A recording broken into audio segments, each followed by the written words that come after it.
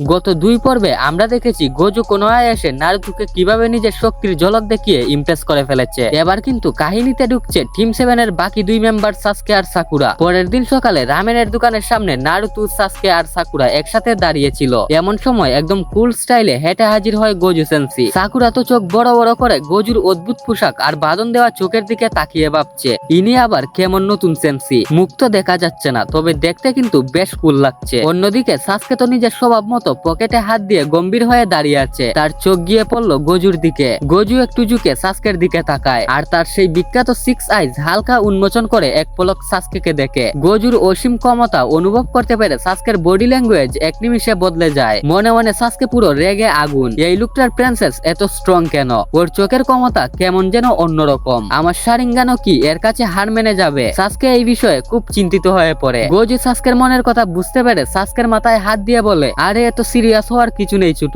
চিল করো। ঠিক এমন সময় পিছন থেকে কাকাশি সেন্সি হেঁটে আসে। মুখ ঢাকা কাকাশি আর চোখ ঢাকা গোজো দুজনে যখন মুখোমুখি দাঁড়িয়ে আছে, দৃশ্যটা একদম একটা লেজেন্ডারি মুভমেন্ট তৈরি করে ফেলে। নারুতো পাশে দাঁড়িয়ে কনফিউজড হয়ে মাথায় হাত দিয়ে বলে, আরে ইয়ার কোনো হাতে কি সব মাস্ক পরা লুকোই সেন্সি হয় নাকি? আর সত্যি বলতে দুজনের মধ্যে কার স্টাইল যে বেশি কুল তা বুঝাই অসম্ভব। কাকাশি গোজুর দিকে তাকিয়ে বলে, তোমার ক্ষমতা কিন্তু বেশ চমৎকার। এটা শুনে গোজু বলে, ধন্যবাদ কাকাশি, তবে আসল লড়াই কিন্তু এখনো বাকি। পরের পূর্বে এই 2 কুল সেন্সি আর টিম 7 যখন প্রথম মিশনে যাবে, তখন জাবুজা আর হাকুর সাথে কি লেভেলের অ্যাকশন বাঁধবে দেখতে হলে সাবস্ক্রাইব করতে হবে এবং কমেন্টে লিখতে হবে পার্ট 4।